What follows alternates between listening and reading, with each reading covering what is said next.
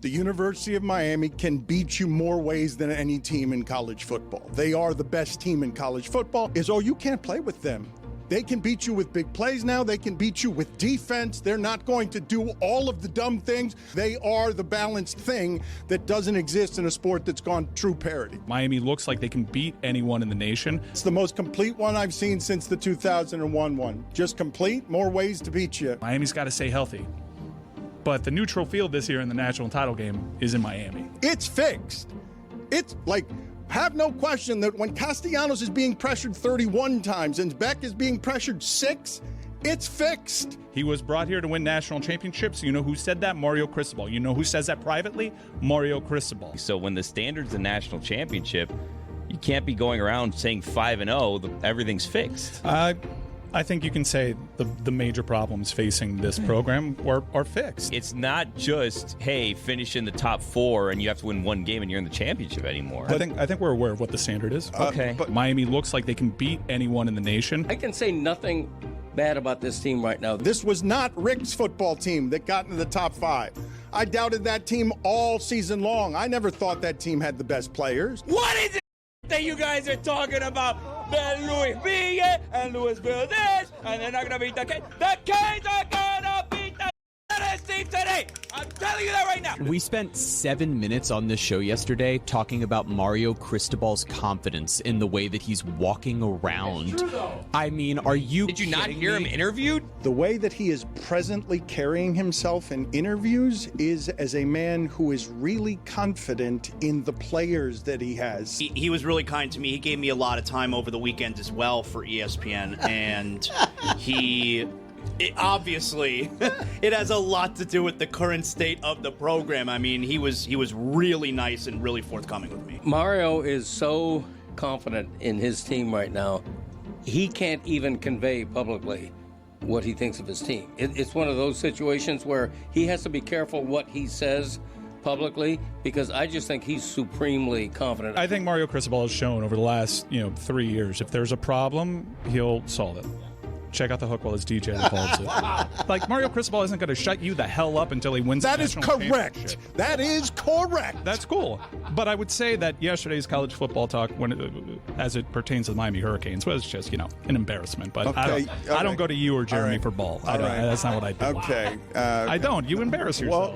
It was terrible. Yes, but I got reached out to by a dozen people. I was told last week that Carson Beck is better than Cam Ward potentially, and I have not seen anything like that. I don't think anybody told you. I went back and listened to the show. Really want to get me excited? Talk about this quarterback we got right now.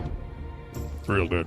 Better fall camp. All right, so wait a minute. So you're doing Carson Beck. You're now going to do Carson. He just said better fall camp than Cam. Okay, so wait a minute. Yes. Hold on. Oh, wait. This is where the guy that didn't go to fall camp either year tells me that I'm wrong. Maybe we should apply the context of it raining down here for a month straight when we have conversations about Carson Beck. I also think contextually there's been a monsoon at Hard Rock Stadium for a month straight. And that also plays into these rivalry games that are also naturally tighter. I think he's going to really reshape the opinion of him a little bit. Again, it's not going to look like Cam Ward, and it can't for Miami to actually win big-time football. It can't look like that. The one that makes me know that Miami is good is the win over South Florida, because I know South Florida is good. If I put it in an Auburn uniform, you guys would be saying, if I put it in an Alabama uniform, you guys would be saying that's a top 10 team. I think overall it was just a great weekend for the University of Miami. Shout out to that athletics department, Joe Echeverria, the president, Kim Gorby, the SID. I think it's clear whose fault this all is. It's Dan's fault. Of all the sounds, Dan is the most egregious. By far. Oh my God! As I was going through It's that, fixed. Mike, you ought to be upset with Dan first and foremost. Come on, man. Why did it matter? Why did it matter that Mario Cristobal was nice to me? No, It was important context. they threw you under the bus.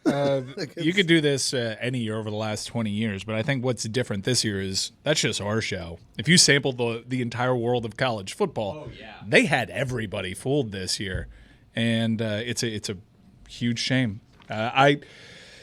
I don't think we're going to get to have the conversations that we had last year about resume and whatnot, because I think they're probably going to lose another game. I think that's the big takeaway here is the teams, you have a bigger issue now, which is last 3 years, there's a pattern. Teams lock into your tendencies. You got nothing for them, and your team kind of goes into a hole. That can't be happening 4 years. Like, it's easy year 1 and year 2 to blame it on the Manny guys, the Manny recruits. Manny seems to be doing just fine at Duke. SMU has taken a lot of former Manny guys and done a lot of winning in this conference. Hell, they barely do any losing. They've lost 1 game. So I keep seeing like the comparison to Manny Diaz's ACC record versus Mario Cristobal's ACC record. Why do I give a shit about that? Manny Diaz was the coach here. He was awful. Why do I care what Manny Diaz? Manny Diaz had an opportunity here. He was terrible. So why do I care about his record? Manny Diaz wasn't the answer. Mario Cristobal has elevated the floor. Now your problem is you just can't get over the hump. You can't get to Charlotte. Like before, we were talking about 7-win football teams, 6-win football teams. Like it's definitely changed, but the frustrating part is the intangible stuff and their inability to respond to it. It's going to be a huge week for them. I know they're favored by 28.5 against Syracuse. That is a program that's had a really difficult year following the injury to Angeli. Can this team rattle off 4 in a row to give you food for thought? Last year, they were told, hey, no playoffs for you because you have 0 ranked wins and your defense is trash. This year, potentially, depending on what happens with Pittsburgh, they could have 4 ranked wins and a defense that's very good and a signature win over potentially 1 to 2 playoff teams, depending on what happens in the AAC. So I do like their hand. For me, the biggest issue is I don't think this team can run the table in November. If they do, I think a month from now, we'd feel pretty strongly that they have one of the stronger cases when it comes to the CFP. But do they get past NC State? I mean, like they play teams well.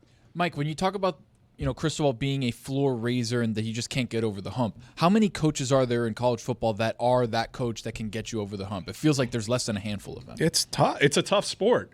It's like baseball, only you multiply the teams by 3.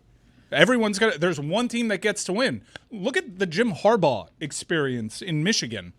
Year after year, couldn't get over the hump. Gets lucky with a missed field goal. Day.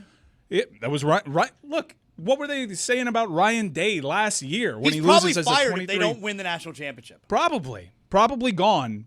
Maybe a mutual parting of ways. Mario Cristobal has to win that game. He did so in Oregon. He won a Pac-12 championship and he won a Rose Bowl. But there's rightfully a narrative that follows him. The only way to correct that narrative is to win. And for whatever reason, a mental thing happens where this team just kind of folds under pressure once teams lock into what they're doing. It's got to start at the top a little bit. Let me ask you something here in regards to Notre Dame. So Notre Dame right now is ranked 10th, all right? If Notre Dame keeps winning and they win their final 10 games of the season, they're going to be a playoff team. And then that winds up making Miami look good that, hey, best win on their resume is that one. But, so you could say, hey, it's a good thing for Miami if they went out there. But is it a good thing for Miami if they went out there? Because they're going to be one of those top 11 spots when maybe you kind of need Notre Dame to lose to open up one of those top 11 spots. And I say top 11 because the ACC winner is not going to be ranked in the top 12. So they're going to wind up taking one of those spots, essentially. And you know what? Depending on what happens with BYU, the Big 12 winner may not be in the top 12. So they may take one of those spots also. Huge game between BYU and Texas Tech. I'd like to entertain all these conversations. I think the best thing that can happen for Miami is, in terms of that conversation is to have Notre Dame keep winning. Really? Okay. Yeah, because the head-to-head matchup has to matter. It has to matter. I don't care that it happened first week of the season. They played. You saw which team was better when they played. But Miami's got to keep winning. Right. And right now, I think the biggest problem is no one really thinks Miami can go 4-0 in the next month. No one. Because of how they lost to SMU. Because of how they met adversity. So that's why it's a bigger conversation than even the CFP. I don't care if you fart out a couple of wins here or there. I got to see a change in approach. I got to see a team respond. I got to see guys that have been committing penalties every game suffer the consequences. I got to see them turn it around. It's a ridiculous conversation to be having. I would feel good about it down the line. But beat Syracuse. This team can quit. Beat NC State. Do we have faith that they can? I don't. This is going to make such a great part of the montage when they win the national championship this year. It's going to be hilarious in January 19th. You talk about the Notre Dame win being something big later on. I know there's a couple teams ahead of them, but what if is there a possibility for Louisville and SMU to both meet in the ACC championship game if things up top get a little screwy, and then Miami has a loss to one of the ACC champion or the runner-up? Again, stupid conversations. They Screwed. They got to play. Screwed. They got to win. Screwed either way. Louisville just had a big time injury to Brown.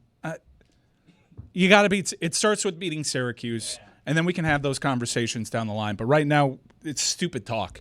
Stupid talk. Stupid talk. There are 3 ACC teams ahead of both Louisville and SMU. Yeah, in the but ACC things standings. can happen. Is Yeah, what I'm things saying. can get screwy. I just wonder when we start having a conversation, because the big time programs, when coaches are constantly underachieving, start to have buyout talk, and I just wonder. It's so when's that obvious gonna when start? you're trolling, like the first word yeah, you it's- say. Give me the weekend Do it on observations purpose. intro.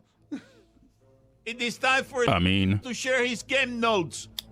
No one in the media will tell you what happened better than my boy. Amin. Weekend Observations is presented by Miller Lite. Zaz, he was labeled a bust, caught mono as a rookie. He had a nice little stint in Minnesota, but last night, after 4 TDs in the first half, Sam Darnold, make no mistake, has entered the MVP conversation bar and ordered bottle service. You have an NFL one? Of course. I Come didn't on, know man, we that. I thought you were franchising. just- I didn't know you franchise. franchised. You know how this works. If Wow. a guy's in the MVP conversation bar, that means he's in the MVP conversation. But if he's really doing stuff like, not just in the conversation, like dominating conversation, he's got bottle service. They murdered Washington last night. Oh, yeah. Big day for kickers. Ryan Fitzgerald lifted the Panthers over the Packers with a game winner. Parker Romo missed an extra point, dropping the Falcons to the Patriots. Will Lutz squeaked the Broncos past the Texans with a 34-yarder. And Cam Little set a record with a 68-yard field goal. Only thing bigger than the day for kickers is the balls on Liam Cohen. After Cam Little missed 3 kicks in the last 2 games, including a point after, a little PAT, Cohen trusted Little to kick a 68-yarder. You know what that is? Balls. Guy can't even get the extra point. You're going to say, 68 yards. You got that one. Made a 68-yarder yesterday? Yeah. New record. Yeah, but I'm you haven't telling watched. you. I thought you saw everything. I did see everything. They got to shorten these goalposts. I'm sorry, man. We can't have 68-yard field goals. By the way, every you week. saw Landman? What you know about Landman? Back? Okay, here's the thing. Do you think that I am against being able to punch the Yes, ball out? I do. No, I'm not against that at all. I think you are. Sounds like you are. What I am against is if you miss, you can't just go around punching guys. That was a contact sport. Landman don't miss. Steve Spagnuolo needs to learn how to cover his mouth with the play call sheet. Every time they showed him, he's covering it like this. All right, guys, 25. I'm like, no, you've got to do it up here. Up here. We all can read all the words that you're saying out your mouth. What does a bay leaf taste like? Would I be able to taste its absence? I watch a lot of these Instagram cooking videos, and they put a bay leaf in it. And I'm like, Just one singular bay leaf, too. yeah, like if it didn't have a bay leaf, would I be like, it's missing something? I'll lick a bay leaf. Bay leaf? It's a strong flavor. Is it? Yes. What does it taste like? Tea. Okay. I've never tasted tea in my food. Hey. Stephen A. Smith on the firing of Dolphins GM Chris Greer. Quote, this is BS. That's the first fire? Really? That's what we're doing? It was about Tua. It was about Mike McDaniel. And the brother gets fired first? Stephen A. Smith, the Stugotz is strong in you. Because the other brother didn't get fired, so. Tucker Kraft, expected to miss time with a knee injury. I guess you could say the Packers production will have to continue without Kraft services. It's a showbiz joke, kids. Spurs finally lost the game, courtesy of Saturday night in Old Town Scottsdale. Sunday brunch scene ain't bad either. If it's one thing Halloween taught me, it's that a lot of people don't like being in on a joke. Sometimes the beauty of a joke is not in making the whole room laugh. Rather, it's in making a few people laugh and have the rest of the room wondering, what's so damn funny? Eloquently put by you, by the way. Thank you. I saw you put that on Twitter. I was like, you know what? I was like, you know what? This is going to make it to Weekend Observations. I mean, few people are as entertaining on mute as Michael Irvin. Oh, yeah, he's great. Matter of fact, everyone, mute First Take. Watch it while you listen to me. Pablo Torre played spades with Maury Povich and Nick Cannon. I never guessed Pablo would know how to play spades. Maury Povich? Yeah. I never guessed Maury Povich to play spades either. But if you had to ask me, Maury or Pablo, which one knows how to play spades? I'm picking Maury. Yeah. Top 5 things I never guessed Pablo could do. OLI, play spades. Number 5, not say something without sounding like he's fighting back laughter. Number 4, not have other journalists mad about his reporting but also want to be on his show. Number 3, not dress like Mr. Rogers.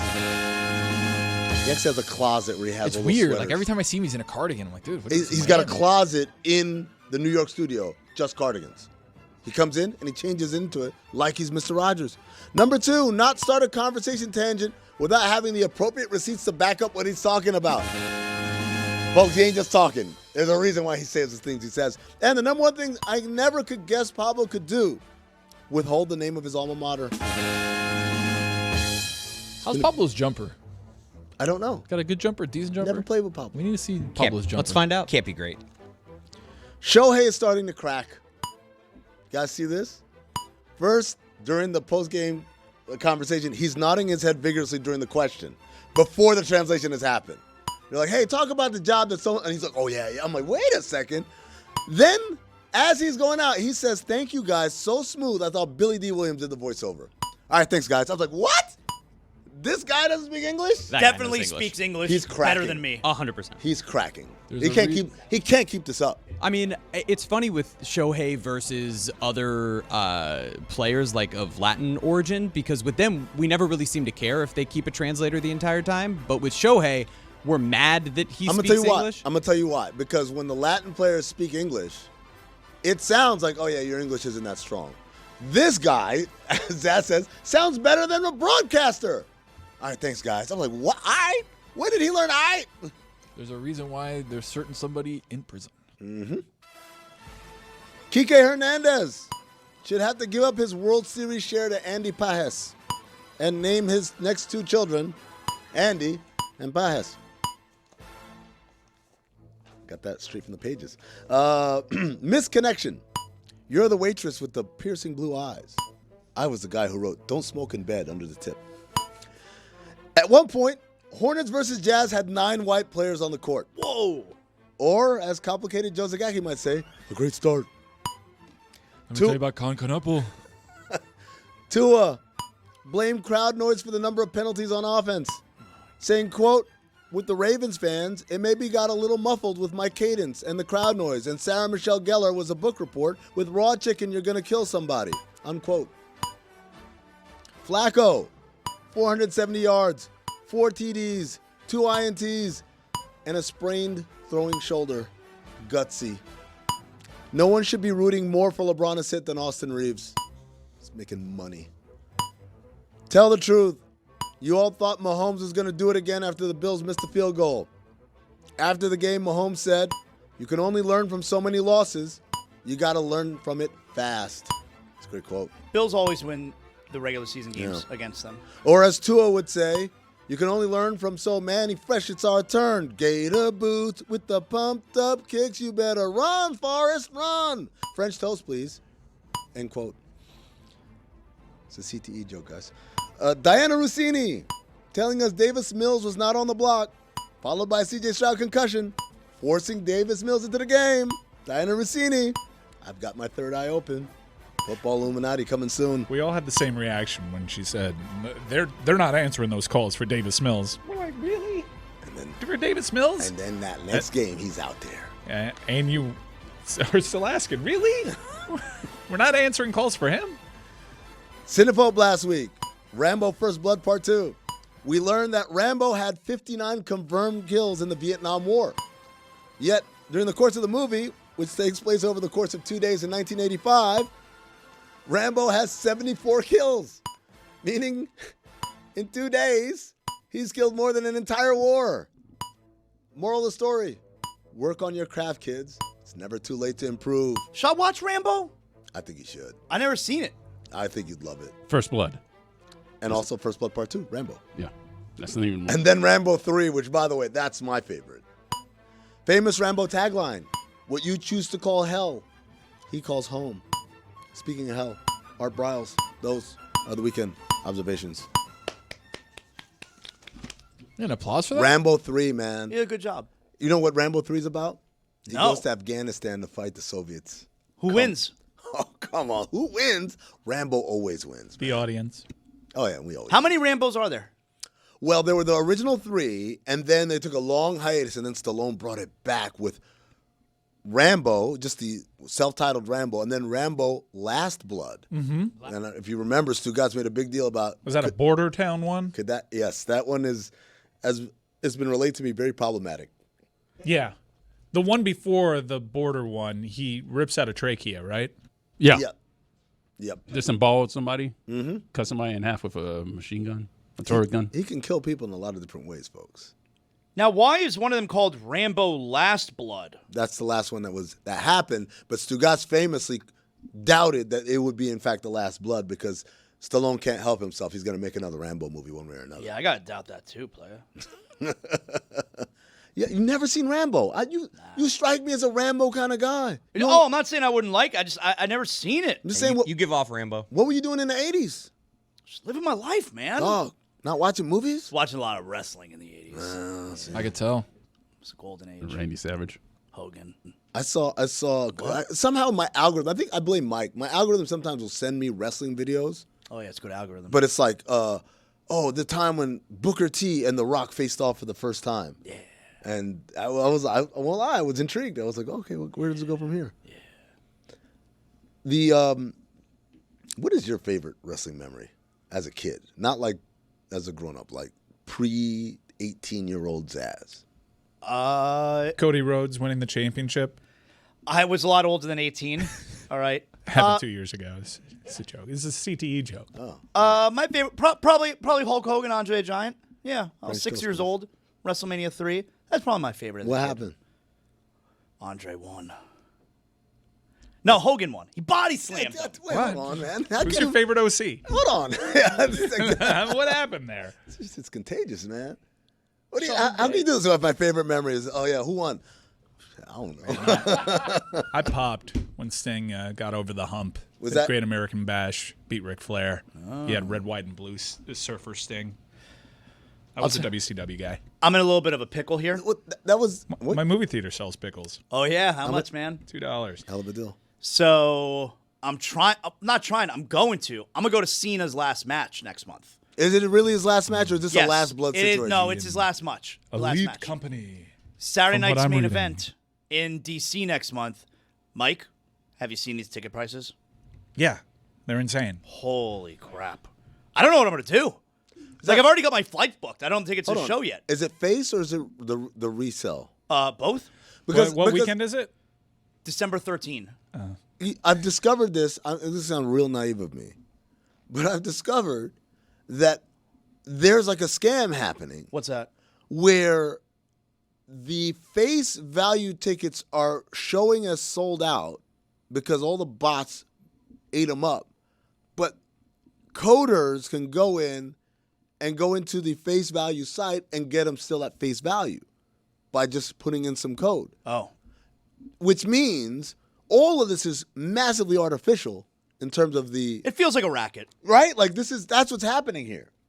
You're all getting scammed on these resales because it's not like, oh yeah, this one scalper got him and now no, it's all like an illusion designed to drum up business basically and make the tickets more desirable. I mean, it's going to be one of the hottest tickets ever for WWE for an arena show. Cheapest lower level seat. You want to guess right now? Cheapest lower level seat. Lower level seat. It's in DC where the it's in Capitals play. Washington D.C. Okay. Cena's last match. It's going to be John Cena's last match. You're saying it's not a last blood situation. This no, is really going to it's be his last definitely match. his last match. Is he going to wear jorts? Probably, yes. Okay. You think he's going to win? I have no idea. I'm going to go $700. 500. 500 is the cheapest lower level seat. And it's like at the very top of the Yeah. lower level, you know? Yeah. $500. Is there an equivalent of the behind the basket seat in wrestling, or is it all it's just a ring, right? No, there's not really an equivalent to that. No. You know what I discovered? I went to a boxing match a couple of years ago. Shout out to George Sedano who hooked it up. And it was not ringside, but it was like 2 rows off of rings. It was really good seats. And what I discovered is when you're that close, what are they called? The ropes? The ropes, yeah, literally the ropes. You having trouble thinking of what those are called? Yeah, with CTE. The OC. The fun kind. It obscures. I'm watching the fight like this the whole time because the ropes are in the goddamn way. Oh, this is terrible. You know what they should do? Clear glass? No. They should have no ropes. No. You can keep the ropes. They should put the whole ring in a pit. And so now we're looking down, and we all have kind of a view of it, and almost like a Roman Coliseum. We're yelling and throwing shit. That's go sit in the upper level. No. It does. Yeah, you can get that experience. No. It's cheap. I want to be ringside too. I want to hear and taste and smell all the sights and sounds. Taste. Yeah, sometimes You're gonna have to be. they hit them and it flies. You're gonna have to out be front row for that to work, though. What's up? You're gonna have to be front row for that. I to know, work. but they're in a little pit, so I'm kind of looking over on them. They actually do have mixed martial arts that in a pit that happen in a pit. Wow. They also have ones that don't have cages too. No cages? Yeah, they're all. They over can the just run place. around. Yeah. I don't like that. Within a reason. Because I want them to be able to run around the entire arena. Yeah. It's tougher. I just feel like you got to catch them. Well, if that's the case, then it's not who's the best fighter now. Who's the best avoider? It's strategy, though. That's real life application. Case, I feel like I'd be a pretty good fighter in those conditions. You got to run away. I'm shifty. Mm-hmm. I always have this. You ever watch movies and they're chasing people and they're going through the staircase or whatever, and I'm like, dog, just get off on the floor and then go back upstairs. Everyone thinks you're going down in the same direction. Just double back. Oh my God! You haven't seen the Mike Myers challenge though? No, what's the Mike Myers? Where someone's walking to you, and run away, and you're like, Michael Myers. Yeah, I thought. Oh yeah, baby. The guy dressed as Austin Powers and said, I thought you meant the former left-handed reliever for the Yankees. So back to the original point here. Who is setting me up with tickets for John Cena's final match? That's the maybe Sedano. I'm gonna tell you what, man. I used to be repped by the same agency as John Cena. I got his agent's number. I could put in a call. A lot of those tickets are, but it's so expensive. It's gonna cost you. They actually reserve quite a bit of seats for those events. Go on. Where they put in VIPs. So we need to elevate your profile so you can be one of those VIPs. But this one's going to be a really difficult ticket because it's not a stadium show, as you mentioned. And the president's probably going to be there. That's what I hear. Is he? Yeah, apparently. Says he wouldn't miss it. What? Yeah. I feel like there's a lot going on in the world that it kind of prioritize a little bit over. Take off a night. What's up? Cena's final match. He was at a Gatsby party 2 nights ago. He's good. Really? He's chilling. Does he dress up? Who? Trump. He dresses as Trump. But it like a red tie, it was a Gatsby themed party around him. Oh, so he's in a boat tie. Everybody goes in character. He goes in character. As Trump. This is Donald Trump. If I was in the gate, Gatsby. You guys look great here. Wow, look at you. They would have called it the Greater Gatsby. The best Gatsby. The best Gatsby they ever had. The greatest Gatsby. You know, they had it out in Long Island. I said, it's a little too far. I don't like it. I don't like it. We'll have it at Trump Tower. Let's be careful. He's speaking across the. Yeah. Oh yeah, it's tomorrow, right? It's tomorrow. Well, how are we gonna? Wednesday. It's Wednesday. Or Wednesday? What are you guys gonna do? Are you guys gonna try to commute through this shit? I buy 2 tickets. Probably get arrested. I'll be front row. For the first time ever, I'm taking the train here tomorrow to avoid that traffic. You gonna Brightline it? Yeah. Oh wow. Yeah, first time. Are you gonna go Same. premium? I thought about it. No, it's unnecessary. It's unnecessary? Because it's if you're going somewhere like on a weekend, you can have free drinks on there. Like Yeah. what is the benefit of that I premium? mean, you get other a than- free coffee, free breakfast. You get- It's like a 15-minute ride. It There's seems like booze? a It's not waste. worth it. I thought it was free booze, right? Yeah, but but on the way Wait, to but I'm work. coming to work, dog. Yeah, dog, you'd be working even better. Think about every idea you've ever had when you were drunk. Wasn't it so much better thought out? We should buy a bar. Absolutely. I'm looking forward to Tony's Top 5 from across the street in 2 days. Should I save it? I was going to do it tomorrow. I'll man. do it Wednesday. You can feel the energy. Dog, man. Are you kidding me? I think Messi's gonna be there. We're going to be able to get in here? The graphic's incredible because it looks like Messi's at like the top of it. Yeah, have you seen the No. graphic? It looks like Donald Trump's decided to run a 4-4-3. No way. No way. Do we have that picture? Can we throw that up somewhere? I'll pull it up on my phone here. While we're pulling it up, we got to talk about what's happening with the Bengals. Oh my God. I've never seen this before. We're talking about things that we never see. So like there's always this undercurrent on some of these teams where either the defense is really great and the offense is holding them back, they can't score, or the offense is really great and the defense is holding them back, and everybody just kind of like supports each other. You know, you don't want to say the wrong thing. The Bengals, they appear to be doing the complete opposite here. So the Bengals defense is apparently historically bad, all right? And three historically bad teams on defense in a year. Dolphins, Ravens, and Bengals. Good point. So the Bengals had a big comeback against the Bears, and the defense couldn't hold them in the end, and the Bears won 47-42. And it seems like the Bengals offensive players have had enough. So here's Chase Brown, all right? Chase Brown, Bengals running back. And he is straight up telling you the defense sucks. We just got to play complimentary football. Like, we put the ball in the end zone and go up a point at the end, finish the game. Like, just end it. Like, that's it. Like, that's what we need to do. Just end the game. Like, make them get us the ball back. Let us go to 22 victory and let's end the game. That's how I feel.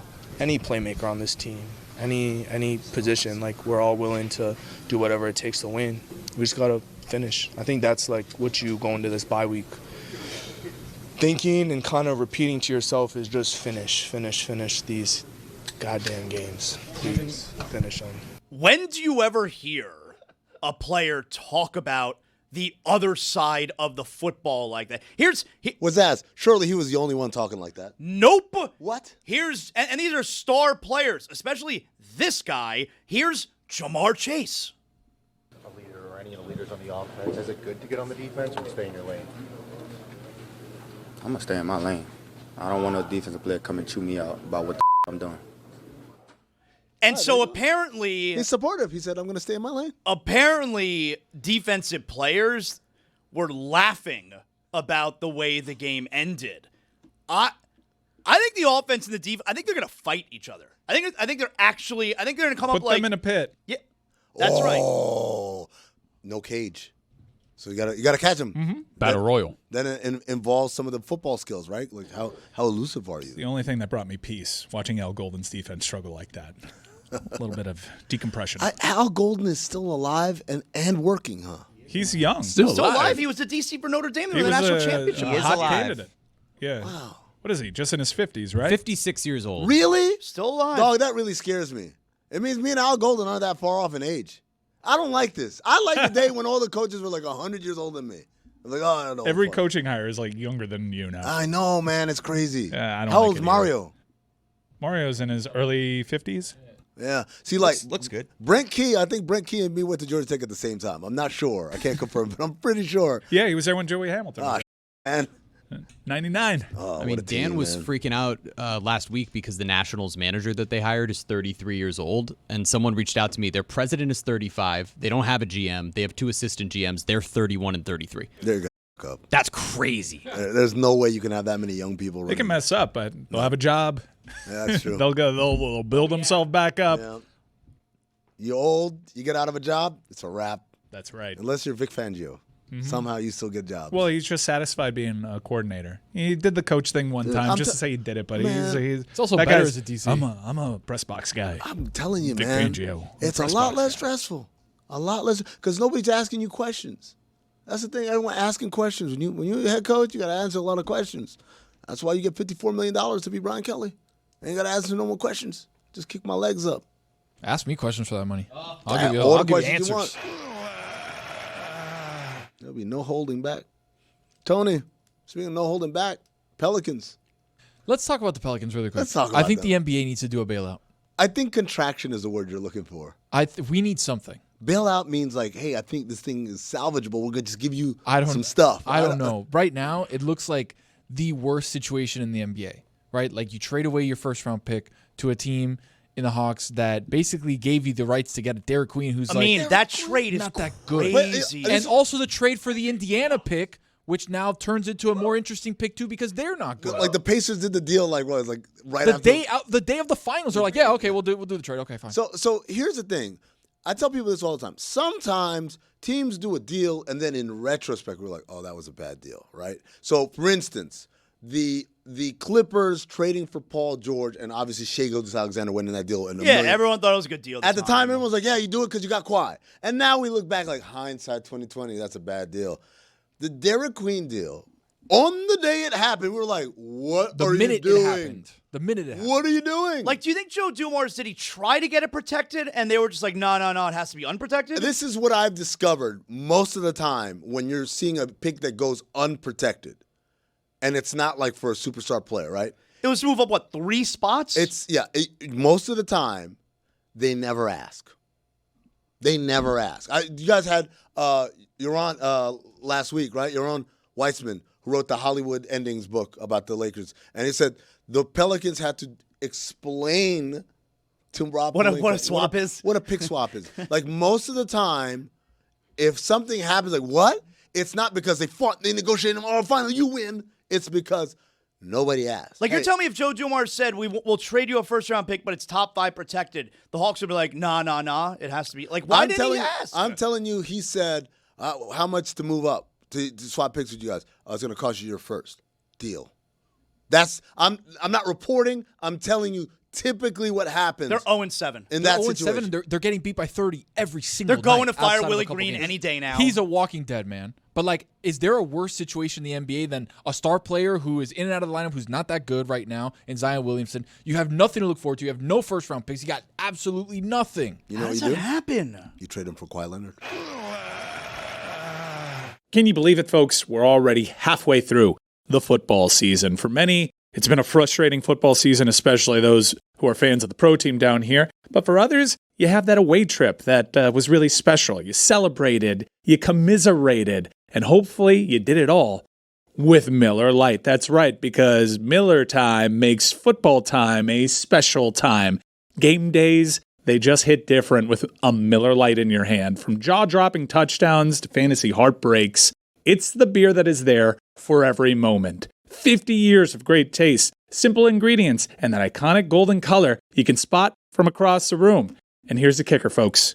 It's just 96 calories and 3.2 carbs per 12 ounces, the original light beer since 1975, and still hitting different 5 decades later. So whatever your game day experience looks like, remember, Miller time is always a good time. Miller Lite, great taste, 96 calories. Go to MillerLite.com/Dan to find delivery options near you, or you can pick up some Miller Lite pretty much anywhere that sells beer. It's Miller time. Celebrate responsibly. Miller Brewing Company, Milwaukee, Wisconsin. 96 calories and 3.2 carbs per 12 ounces. For Kawhi. Right. Welcome to the post-game show. We ended the show with a cliffhanger. And this is like Rocky, where the beginning of every Rocky movie, they recap, right? Like they recap what happened in the last Rocky movie. I love it. I love those little that. recaps, right? So I ended the local hour saying the thing that the Pelicans could do. Why don't movies do that anymore? Who doesn't love a good recap? Tobey Maguire's Spider-Man movies did that. Did a recap? Yeah, they did it. Recaps are This is super helpful. Yeah. Well, the Marvel movies needed that for sure. Thank you, Sam Raimi. We're like, what's going on? I don't know. So many characters. Would have loved that for Marvel. Would have made me watch more Marvel movies if I knew I would catch up. There was a recap? Mm-hmm. Yeah, 100%. Recap. It's too many. You know what Marvel So many movies moving is? parts. I love them, but you know what they are? Homework. I totally forgot Homework. Winter Soldier killed Completely Tony's agree. dad. What? Tony? So did he. I rewatched Civil War. Spoiler alert. I rewatched Civil War over the weekend, and that was the time I went, what? The whole time I'm That's like the whole plot of the movie. Yeah, but I'm like, the whole time I'm like, why is Tony Stark so hell-bent on fighting Captain America over the logistics of the Sokovia Accords and all that? And then it's like, because Bucky... No, And he knew, and Steve knew. Steve knew. No, tempers definitely flare after that. Though. Yeah. Well, he was already properly pissed. He was pissed. But we were talking But policy. And then Baron Zemo is orchestrating the whole thing. And Zemo makes him watch it. Yep. And he goes like, you knew about this? Uh-huh. Wow. And then we start fighting. Yup. For Kawhi. But Kawhi, yeah. Kawhi. So Tom Haberstroh wrote about this in his Substack, The Finder, months ago, right? When we first started talking about Kawhi and this aspiration deal, and there's something untoward, and the Clippers, by the end of this investigation, may get dinged with a bunch of stuff. A bunch? Like picks and all that stuff. Like, they might get dinged. So what you do is you go trade for Zion right now before they can ding you with all this stuff, which is basically what happened with Terry Rozier and the Heat. The Hornets allegedly knew this was happening, so what do? You trade Terry Rozier immediately to a team that's like, oh. And it's just like, I'm a victim. Absolutely. Just like Steve Ballmer. So you trade Kawhi to the Pelicans in exchange for Zion Williamson or John Moran or whomever, and then they can't ding you because the player's no longer on the roster? Well, not only that, but like the picks. You got to throw picks in there. I don't have the picks. Yeah, we're going to take your first round. I'm like, I traded them all. Good luck. Send them to Zion. Boom. Got ass. Now you give more ammunition to another bad franchise to make more stupid mistakes. Exactly. And meanwhile, you're like, okay, you're going to take my 2040 first round pick? Take it. I'm not going to be. Lawrence Frank's like, I ain't going to be here. Come on, 2040? I'm going to be like Brian Kelly. Picking my feet up, baby. But like to the point of like the Pelicans, is somebody going to step in and do something? Step in and do what? I don't know. They stepped in with the the guy Sixers. just got the job. NBA stepped in with the Hold on. Sixers. First, two things. Number one, the Sixers were on purpose being bad, which, as we talked about, is like the one thing you can't do is tell the customer that we are purposely giving you bad product. Like, that's the one thing you can't do. And so that was the impetus behind that. In this case, A, the guy just got the job. B, yeah, some people are always going to be not good at the job. And it just so happens it's Joe Dumars' turn right now. So, can I ask you an interesting question? Yes, please. I love interesting questions. The Philadelphia 76ers are 5-1. Yeah. Embiid has not played the last couple games. They're obviously better hasn't. without him. Sixers are 5-1. The Dallas Mavericks are 2-4. Hello. Which team's future would you rather have? Oof, this is a good question. You know why? I know Because after like a couple of games of me watching the Sixers, I was like, this is the first time I've ever felt optimistic about Philly, that an optimism that does not include Joel Embiid, right? Since before that, it's always been like, well, if Embiid's healthy, well, if he can put it together. Now it's like, oh, wow, this looks like what's life like after the divorce, right? Like, pretty good, getting dates and everything, right? On the other hand, I think the Mavericks are actually just victims of their current circumstance. Meaning, when Kyrie Irving comes back, which, by the way, Jason Kidd, don't know if you guys saw this. Yeah, don't know if you guys heard this. He kind of dropped a little hint. Kyrie, whether he comes back in 26 or 25. Oh, 25. We've only got a couple months left in 25, but somehow, maybe Kyrie's back.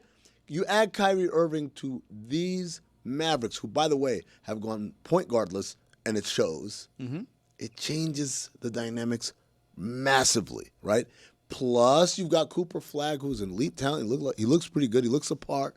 Plus, you got a good supporting cast. P.J. Washington, Daniel Gafford, Derek Lively. Plus, Anthony Davis, when he's healthy, he's one of the best players in the league. It's crazy. I think I'd rather have the Mavericks' future than the Sixers. Yeah. They got more. You got more for now, though, right? More like for now, Kyrie, AD, those guys older. are on the other side, right? But they give you a chance. In the Western Conference, it gives you a chance to do what? VJ Edgecombe, which was another hold it. Keep holding. I'm still edging. Hold it. Oh, now comes the other part of the name, right? Like, he's exciting, and Maxey is blossoming and growing right before our right. Right before our what? Our eyes. You don't get it. You don't get the show. Yeah, you don't get the show. But it's like, Tony, is that the building blocks for a championship team? No, but I would say that I don't think the Mavericks have a really good building block for their build in the Western Conference for a championship, right? Like, I feel like there's more of an angle for the Sixers to be competitive in the East and get to the NBA Finals with this 3-guard rotation once McCain comes back.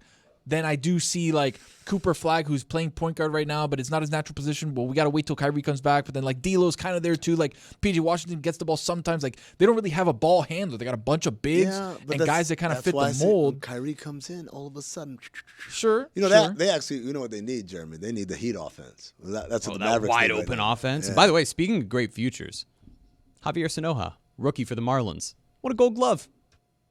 Who? Huh? I don't know that fool. Marcus Mariota, growing up right in front of our eyes.